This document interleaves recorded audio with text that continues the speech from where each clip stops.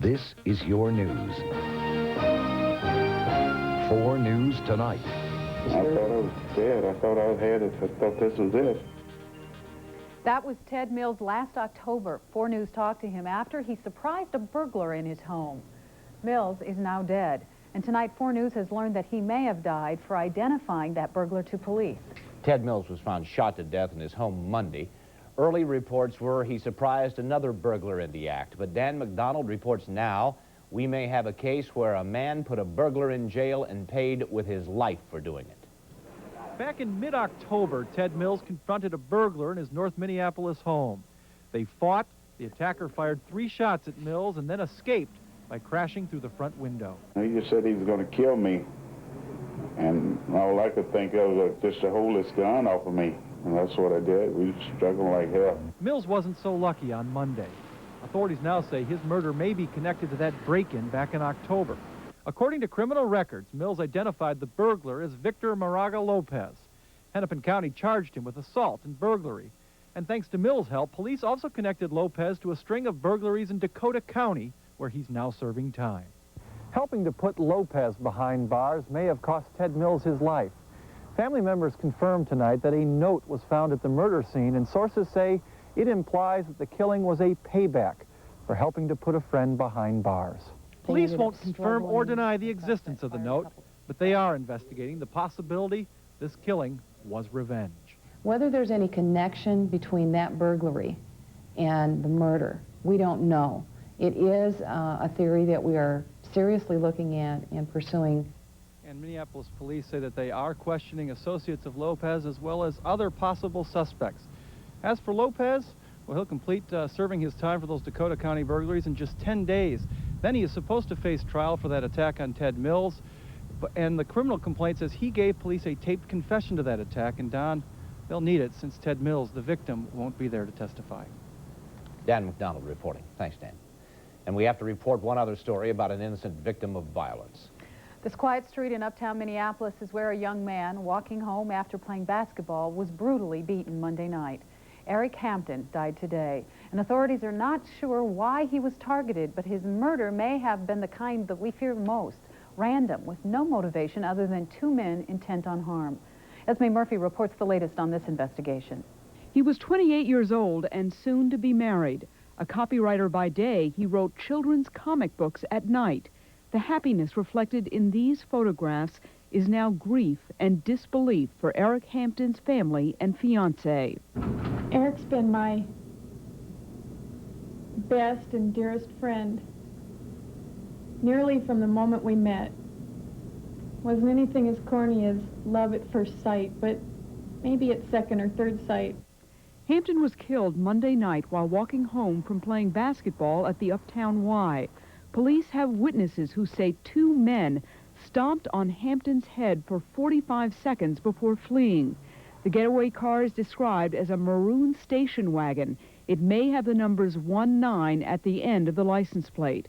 Police now believe the 2 suspects may not have been alone, and police have this message for anyone who was with the murderers that night.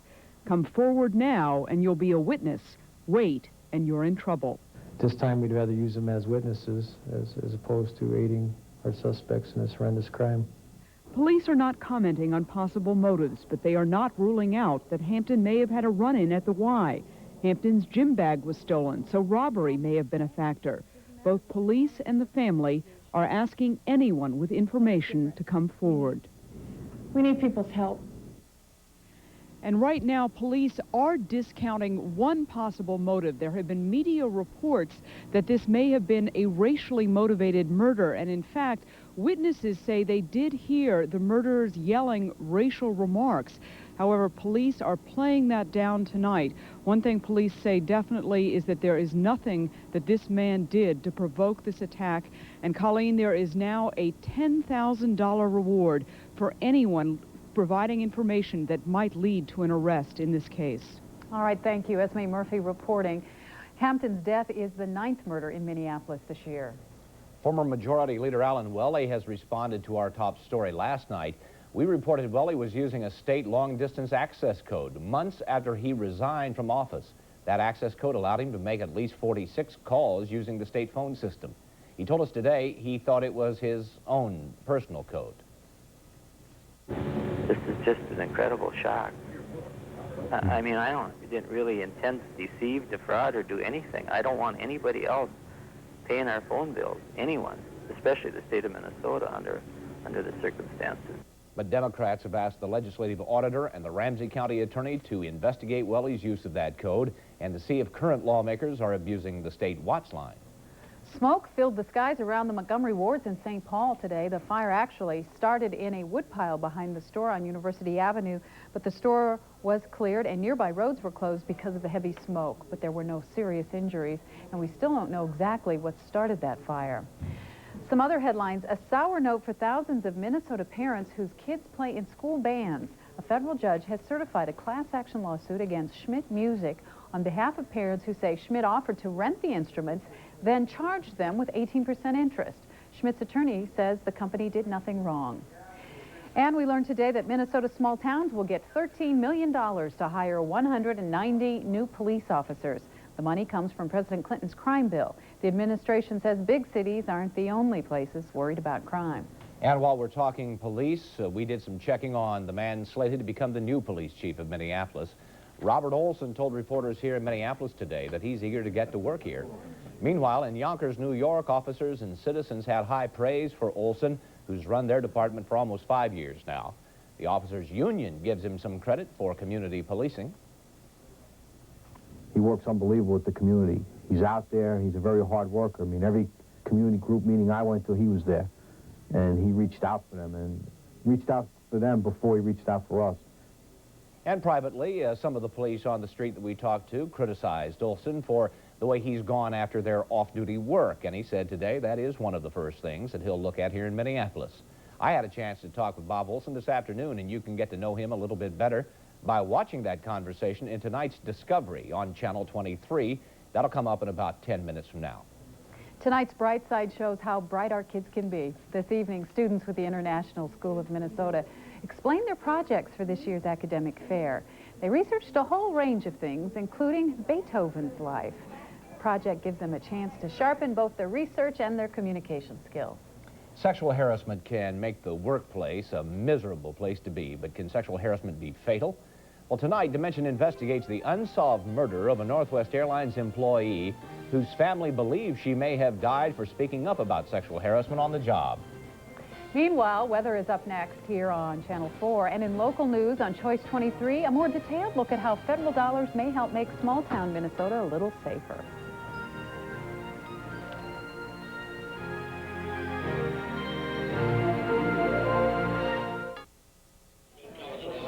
Eighth graders from Minneapolis today got a feel for the hectic investment business. They sent in with the pros from Dane Bosworth as part of Career Day. I'd like to learn a little bit of what they learned today. My goodness, they didn't Wonder have if that they'd take when I us was in for a school. day. Mike, what do you got coming? You got some hot weather and some Maybe cold they'll weather. invite us all over there. Hey. Hey, yeah, we have some real hot weather coming tomorrow, all the way up to 32 degrees, but that's going to be it, because then the door is going to close, folks. Start out by showing you a little bit of sky view from earlier this afternoon. We had the clouds rolling in, then some little breaks, some sunshine out there, but by the time the sun was going down, we had the clouds rolling back in again, and we are mostly cloudy out there right now with some flurries just up to the north of the Twin Cities. So here between now and midnight, we'll see a little bit of light flurry activity developing and moving across the metro area. And by this weekend, look what's on our way. This is coming right out of Siberia. It's coming right over the top of the North Pole and right down over Minnesota. So it is going to turn cold. We have a chance at least of getting a little bit of snow in the meantime, too. We have a little Alberta Clipper just up to the northwest, and that Alberta Clipper is going to slowly make its way down into our area late tomorrow into Friday, and we could end up with as much as an inch or two of snow here. It's that new snow cover with that cold air coming down that'll give us the chance at least of seeing some of the coldest temperatures so far this season. We could drop down somewhere into the 15 to 20 below range yet, yeah. Looking at the records, here's what the temperature's doing out there right now. Very mild. We're going to stay fairly steady through the night. Little temperature change. We're looking at record lows, though, for February. Let me show you the weather guide. We actually hit 30 degrees for a high today. -1 was early this morning low. Now let's go to the next page and show you what those records can be. As low as 29 below. So we're not going to break any records over the next couple of days, but it is going to be cold. Outside right now, we still have a little bit of wind chill. We're cloudy and 29. Winds are out of the west at 12 miles an hour. 13 is the wind chill, but we have a temperature of up close to 30 degrees outside. Take a look at the weather map for tomorrow. We have this little warm front that's kind of coming through us. It's actually that's keeping the clouds in and the temperatures up, and a little bit of flurry activity going. This cold front's going to come through us, won't do too much. It's this clipper that we're watching that's going to come swinging through, and as it does, that'll bring us the dusting of snow, and then the real cold air, some real cold Arctic air is just poised up to the north. It's going to come rushing southward. Brace yourselves. Here's the forecast for tonight. Cloudy with some flurries. Temperatures are going to hold steady. West winds at 10 to 15. Tomorrow, temperatures warming up to around 32 is all variable clouds. Some flurries possible early in the morning. Northwest winds at 5 to 15. Tomorrow night, only dropping down to about 20. Cloudy with light snow possible, and it's that light snow that's going to accumulate. And even though we're going to have 20 for a high on Thursday, Friday, we're going to have 20 for a low, and then it's just going to keep going down. Light snow in the morning, partly cloudy. The extended outlook, yeah, you read them. I don't know if I can. 15 below on Sunday. I'm seeing that. And 0 for a high. Could be 20 below. Could be. In some areas, you bet. Okay. Coming up in about 2 minutes on Channel 4, Dimension investigates the murder mystery surrounding a Northwest Airlines employee. Or turn to Channel 23 for a conversation with Minneapolis' incoming police chief, plus Simpson trial coverage.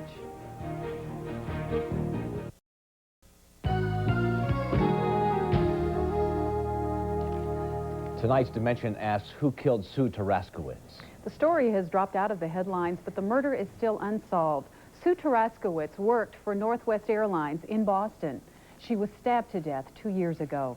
Her family believes this is a case where sexual harassment may have led to murder, and they believe Northwest Airlines bears some of the responsibility for that harassment. Esme Murphy tells the story in tonight's Dimension. She didn't fit the image of a baggage handler. She was pretty and popular and loved to have fun. Sue was a very loving, giving, religious girl, heart of gold. And she was fun. She was the fun in our family. On September 14th, 1992, Susan Taraskowitz's body was found in her trunk at this automotive shop in suburban Boston. She'd been stabbed repeatedly, beaten almost beyond recognition. 2 years after the murder, the case remains unsolved. There are, though, 3 theories about what could have led to the death. Some have thought it suspicious that an ex-boyfriend has hired an attorney and refuses to talk. But family members say the ex-boyfriend remained friendly with Sue up until the time of her death. Another theory is that the murder could be linked to what federal investigators describe as a lawless environment among some Northwest baggage handlers in Boston. 6 former baggage handlers have been indicted in a major credit card fraud scheme. And the final theory, that an alleged pattern of sexual harassment by fellow Northwest employees could have led to the death. There was drawings in the belly of a plane. There was all over her locker filth that she kept wiping off, and they would redo it. It was a year after the murder that Marlene Taraskowitz found her daughter's diary describing sexual harassment by other baggage handlers. Then I read it. I thought to myself, the torture that she went through. I thought, how can I show her father that these people did this to her? On the pages we saw, Sue diagrammed and wrote about the graffiti. Here she writes, "In the aft bin, there was a diagram of me naked on a belt loader with my legs open." The family attorney says 4 of Susan's co-workers have signed sworn affidavits saying the harassment continued until her murder. WCCO has been able to obtain excerpts from 2 affidavits. They say Sue repeatedly complained to supervisors at Northwest and her union and that they did nothing. This affidavit says she was called slut and worse. At this same period, she felt there was someone outside her home during the evenings. She was afraid. The Taraskowitz family put us in touch with a co-worker who signed an affidavit. The co-worker, who did not want to be identified, describes the Northwest lunchroom this way.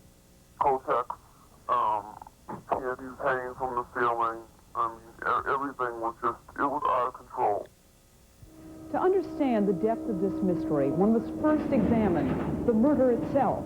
On September 12, 1992, Sue was working as the overnight shift supervisor here at the airport. At 1:30 a.m., she left to pick up sandwiches for herself and 5 co-workers. She had $60 of their money with her. She never came back that night, and incredibly, with 5 hours left on that shift, no one ever reported her missing. In fact, no one from Northwest reported her missing for another 36 hours. Northwest has to be responsible for not protecting her and ending the sexual harassment. Northwest says allegations that the company took no action when Sue repeatedly complained are not true. Senior Vice President Chris Clauser. That makes for very good television, those charges, and there's no substantiation of it. If you're quoting... The company says Taraskowitz only complained twice about harassment, but that both times there was evidence to support her claim. In 1989, Northwest fired 2 male supervisors for harassing her. After a union appeal, the company soon rehired them. And in 1992, Northwest says when Sue complained of sexual graffiti, they immediately painted it over. We will not condone any sexual harassment. We have set up policies and procedures to make certain that is not the case. But just 2 weeks ago, on a Northwest plane in Boston, we saw the kind of graffiti mentioned in Sue's diary. The video was taken from a distance, but after a computer expert enhanced it, this is what we determined it said. You probably shouldn't jump to the conclusion that happens in all of our airplanes. You happen to see one. We inspect those planes very regularly, almost every month, to make certain this kind of graffiti is not there. I assume there was graffiti in different places at WCCO or wherever it may be, and I hope you guys move as quickly in correcting it as we do. Clauser says Northwest will hunt down this plane and cover the graffiti. But there's another layer to this mystery. 3 of the alleged harassers, including the 2 the diary claims were the worst, are in some serious legal trouble. It has nothing to do with the alleged harassment. Instead, the 3 have either been indicted or pled guilty in one of the largest credit card scams in New England history. Joseph Nuzzo, shielded here by his attorneys, has been indicted in the credit card fraud. Nuzzo was also one of those fired by Northwest for harassing Susan Taraskowitz and was soon hired back by the company. His attorney admits he's been at the top of lists of possible murder suspects. Nuzzo's attorney, John McBride, says police have questioned his client. They wanted to know quite simply whether he knew anything, and for the record, he knows nothing about this murder. He knows nothing about any type of sexual harassment. Mr. Nuzzo, can we ask you, you're mentioned in Susan Taraskowitz. You're mentioned in Susan Taraskowitz's diary. Did you sexually harass her? Back up, please. He's not going to answer any questions. Back Do you know anything about the murder of Susan Taraskowitz? His attorney says Nuzzo is also innocent of credit card fraud. With the murder still unsolved, Ron and Marlene Taraskowitz have become their own detectives. They have put up billboards and posters pleading for help. They also have this plea to victims of sexual harassment. Don't be secretive about it. Tell somebody. Tell your family. Make them aware. It may save your life. And they have this plea to Northwest, who they believe allowed the harassment to continue. Make your airline a better place. Don't let this continue. Don't let what happened to our daughter Sue, who loved work and field, don't let it go on. For Dimension, I'm Esme Murphy. The district attorney and the police refuse to comment on our story, but sources tell us since the diary became public, the murder investigation has become, quote, very, very active. Coming up next, the Gophers versus Bobby Knight here on Channel 4, or Kevin Berger shows you the cheapest way to take care of a cold on Choice 23.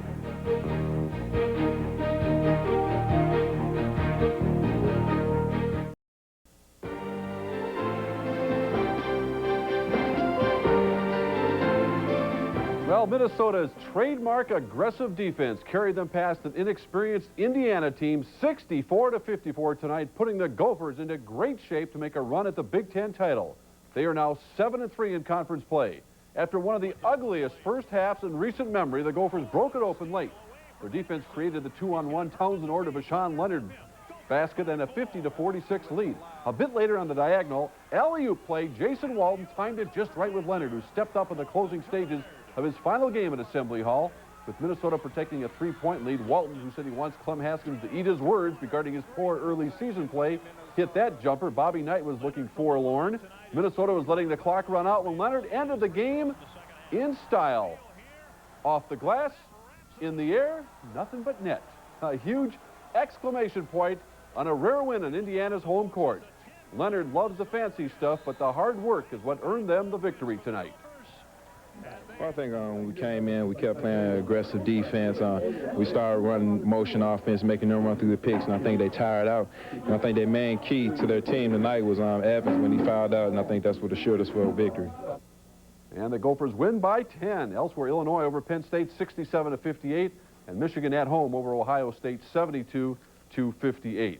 Glenn Robinson could have played in the Big Ten again this season, but decided instead to step up to the NBA, where he's really stepped up his game over the last month or so. The Timberwolves learned about his improved range firsthand tonight in Milwaukee. The big dog abused Donyell Marshall and Doug West, leading the Bucks with 37 points. Still, the Wolves had their chances, with Sean Rooks scoring 23 inside. The Wolves led by 1 at the half, but with J.R. Ryder on his way to a 6 for 24 night after his 41-point performance last night, well, they were sure to fade, and Robinson did not. He looked like $1 million, or $68 million, scoring all the key hoops. As Milwaukee pulled away, the Bucks beat the Wolves 100-93. After the All-Star break, the Wolves will host Washington on Tuesday. Houston's Vernon Maxwell won't play for a while. The league suspended him for the next 10 games and fined him $20,000 for punching a heckler Tuesday night in Portland. Well, first we got rhetoric, then we got politicians. Now we have even more rhetoric in the baseball strike. A day after President Clinton proposed his baseball bill, the Republicans made their rebuttal. We don't want to set the precedent that every time there's a problem, they come to the U.S. Congress to get some kind of legislation. Well, that legislation looks like it'll be DOA, but it was sent to Capitol Hill anyway. Among other things, the baseball bill gives President Clinton the power to appoint a 3-person panel of arbitrators and includes binding arbitration. And Belle Plains' Tara Baines bound herself to the Gopher volleyball team, signing a letter of intent today. Despite the controversy surrounding the program and uncertainty surrounding the coaching situation, Baines signed because she's always dreamed of playing at the U. Again, the Gophers, big story tonight, winning at Indiana, where they had won 50-some in a row. They lost to Michigan earlier this year. Is that the worst Indiana team, though, you've seen tonight in a long time? Absolutely. And maybe bad for a long time to come. Well, they don't have a lot to look forward to, but the Gophers now with a great position with Michigan State and Purdue, among other teams, coming to town here at Williams Arena. They have an opportunity to really make some noise in the last half of the Big Ten season. Keep your fingers crossed. Thanks, Mark. And we'll be back in just a minute. Yeah. One last shot at some warmer type weather tomorrow? Yeah, tomorrow will be it. We should warm up to around 32 degrees, starting out in the upper 20s, mostly cloudy, some flurries, but it'll be colder by the weekend. Well, we got to get 20 below to be a proper Minnesota winter. Just once. So too. Just once. Why do we have to be proper? Good question. Thanks for making us your choice tonight. Coming up next on David Letterman, actors David Brenner and Kevin Pollak, and singer Brandy. Thanks for joining us.